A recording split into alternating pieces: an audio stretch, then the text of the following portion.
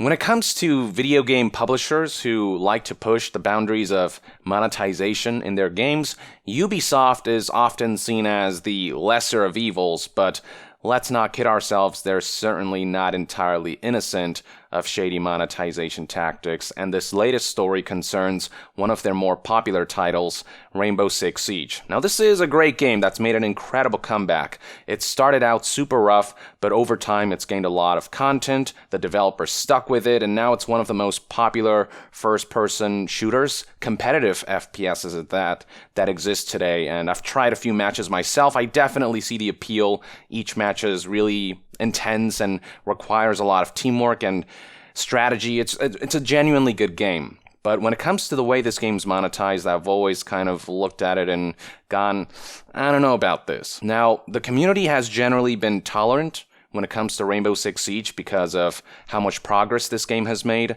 but recently, Rainbow Six Siege has garnered some backlash because of the introduction of Battle Pass, and Ubisoft did so through this video right here. This is from Ubisoft's official YouTube channel, and let's watch the video together first and foremost, see what this Battle Pass entails, and you'll see how they'll present this like it's the greatest thing since sliced cheese, and they'll act like this is beneficial for the players, but in reality it's just an extra layer of monetization that the game really doesn't need. So let's check this out. The Rainbow Six Battle Pass is really exciting for me. Our intentions behind it is to reward players more than ever playing our game, and also to provide a progression that they can work through whenever they're playing.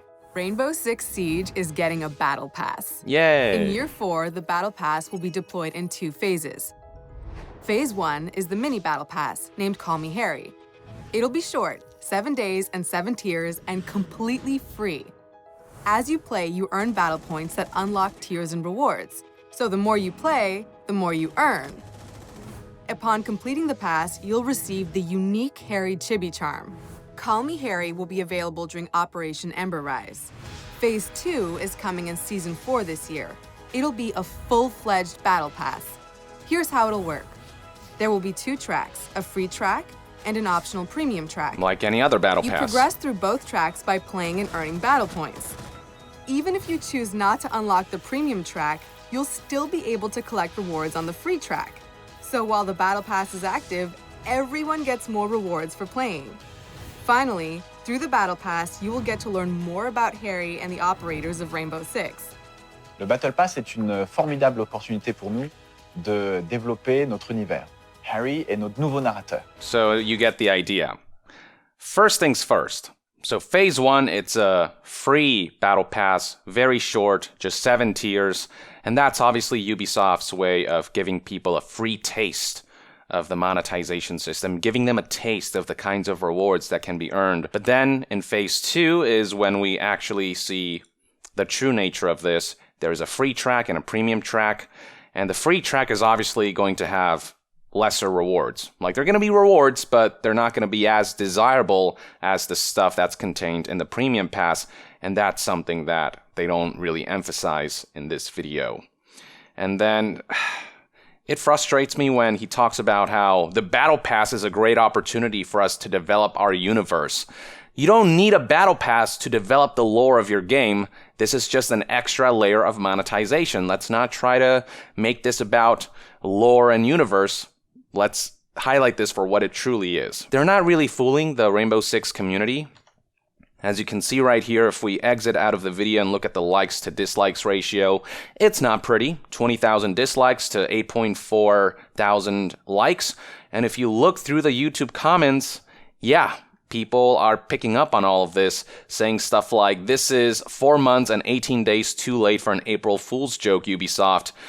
I'm so glad they explained how a Battle Pass works. I would have never been able to understand this new money-grabbing system that's totally original. Community, damn, I'm having fun with Rainbow Six Siege. Ubisoft, I'm about to end this man's whole career.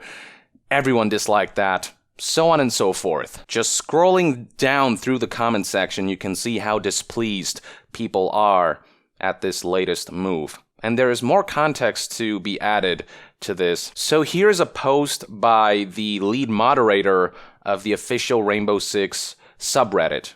And here, the moderator highlighted everything presented in the video. And even here, you can see that this Battle Pass announcement is not being well received.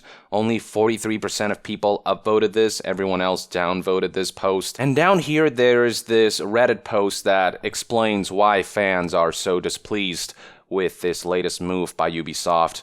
It reads, quote, "If Battle Pass won't be included in Season Pass, Rainbow Six will be officially most monetized game on current market. So at this moment, we have Renown and Rainbow Six points. So Renown is the currency that you earn through gameplay, and Rainbow Six points is the currency that you can spend real dollars on. It's the premium currency of this title.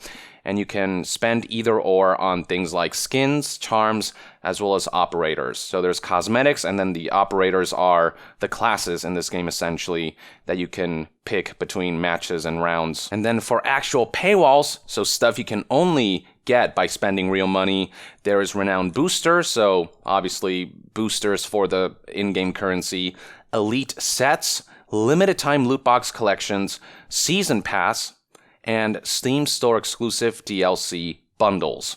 So all of this stuff, all of this monetization is already in place, and then the Battle Pass being added on top of that, it's just too much. And this post continued, all this in a game priced as AAA. Season Pass is valid 1 year and is priced as AAA as well, providing less digital content than it should for sure. And now Battle Pass is revealed, yet again only with cosmetics, but showing how tricky Ubisoft turned experimental tactical shooter into cash machine. You can also see similar sentiments being expressed by other users like this guy right here. He said, a Season Pass and a Battle Pass? This is getting out of hand. Now there are 2 of them. Now it's important to keep in mind that we don't know for sure yet whether the Battle Pass will be included as part of the Season Pass, which is why we have users like this guy asking, if you already have the Year 4 Season Pass, do you get the Premium Battle Pass already, or do you have to buy it separately? So we don't know for sure, but here's the thing, you would think that given people would be pleased if the Battle Pass was included with the Season Pass, Ubisoft would make that very clear. You know, if their intention really was to integrate Battle Pass into the Season Pass, you'd think they would have announced that by now. But the fact that they're playing coy about that tells me that maybe the announcement that they have to make in that regard is not something that is going to keep people pleased. Or maybe they're just kind of holding back and looking at how the community is reacting to all this, and they're making decisions based on what the feedback is like right now. Maybe they'll change their mind halfway through. Who knows? They haven't officially confirmed anything. But the fact that it's taking so long to actually reply to this concern tells me that Ubisoft is, at the very least, contemplating keeping Battle Pass purchase separate from Season Pass, and that's going to be a big problem. And for those who don't know what all this paywall stuff is, so we got Renown Boosters. It says right here, Renown Boosters are available for purchase through Rainbow Six credits or the Ubisoft Club. Each booster has the following effects on how Renown is obtained. 100% plus Renown bonus, 10% plus Renown bonus for teammates, 50% plus for a full team with active boosters. Booster stacks up to a total of plus 190% Renown bonus. So it's just you pay in order to increase the rate at which you gain the in-game currency that you can use to buy stuff like skins, charms, and operators. Next up, elite sets.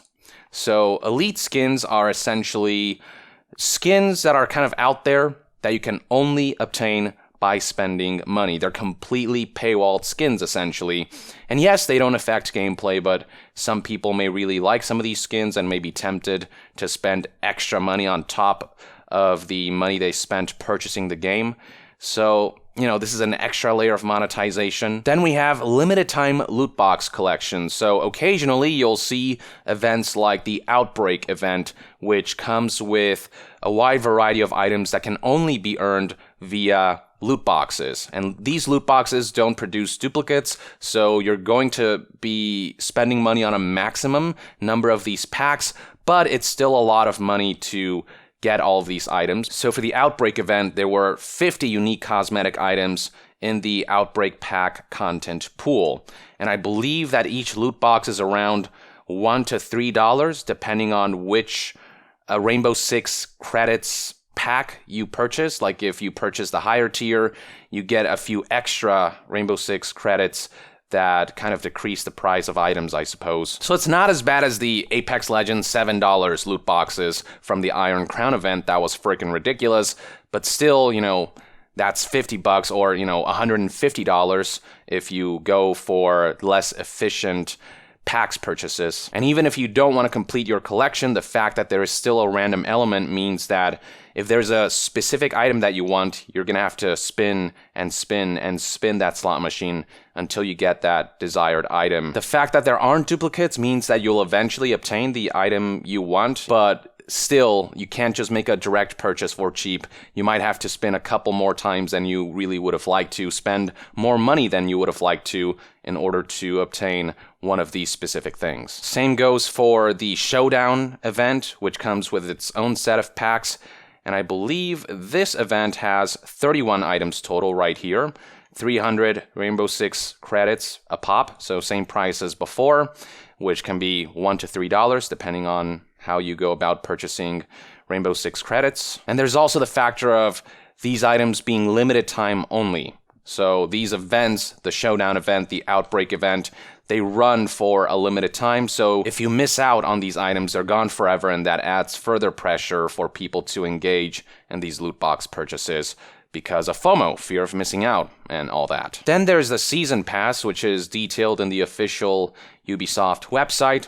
As you can see, 8 new operators in Year 4, and a bunch of perks that are detailed down here as well. So Year 4 operators and bonus DLC, 8 new Year 4 operators, 8 headgear and uniforms, lava, 6 charm, 600 Rainbow Six credits, plus VIP perks that include 7-day early access to each season's new operators, 10% discount in-game shop, 5% Renown boost, plus 0.3 alpha pack boost. And if you look at how much it costs right now, yeah, that's, come on. That is $23.99 discounted from $30. So $24, traditionally $30 per season pass. So on top of this being a game sold at a premium price point, it is not a free-to-play game. You've got what is essentially a yearly fee for those who are really invested in this game and want to get that season pass to be up to date on all the content. And then recall that back in January 25th, 2018, on top of introducing loot boxes for the first time, they raised the prices of Rainbow Six Siege initial purchases. So I guess what I'm trying to say here is that Rainbow Six Siege, yes, it is one of those live services that's being constantly updated, but it's already making more than enough money to sustain the game. It does not need additional monetization systems. There are already so many of these systems in place, and yet they continue to push the boundaries. They continue to get greedier with the introduction of this Battle Pass. This is something that is not absolutely necessary to keep the game afloat. This game is so popular, it's raking it in. This is just, more money for the sake of more money. That's what this really comes down to, and that's what's really pissing people off. It just feels like they're getting gouged more and more as the success of this game grows. And I've expressed before about my fears of successful live services where they start out seemingly innocent and slowly they transform into money-milking machines. And that's what it feels like is happening with Rainbow Six Siege. It feels like Ubisoft is taking advantage of the game's success, not to give back to the community, but rather to make them spend more, to gouge them more, which is not the approach you want to take when you're in a position where your game is stable, it's making all the money, and the community's happy. And obviously, there are games like Fortnite that implement a system like this, but keep in mind that Fortnite is actually a free-to-play game. There is no initial price point you have to pay in order to access the core elements of the game, so people can kind of forgive more the fact that Fortnite has a battle pass that actually pays for the game's maintenance and its costs and everything. But Rainbow Six Siege, again, already has an initial price point, a premium price that it's being sold at, the season pass, and all of these different things that this Reddit user listed out, stuff that you can buy with premium currency, as well as all of these things that are completely paywalled. The only saving grace is if it turns out that the Battle Pass will be integrated with the Season Pass, but I have doubts as to whether that's something that'll actually happen, unless the community feedback really becomes so kind of severe that Ubisoft will have no choice. I get the sense that Ubisoft will opt for selling the Battle Pass separately, because that's ultimately more profitable. So yeah, there you have it, folks. These are my general thoughts on what's going on with Rainbow Six Siege right now. Not good. Not good at all. And it's better to call this out now and hope that developers see that the community will be pretty pissed about this if they 100% commit to this. The hope is that they'll see the feedback and pull back. I'd love to hear what your take is on all of this in the comments below. With that, I would like to end this news update and discussion video. Thank you for tuning in. To be further updated on all things gaming news, reviews, and discussions, stay tuned right here on Young Yeah. I'll see you guys next time. Young out.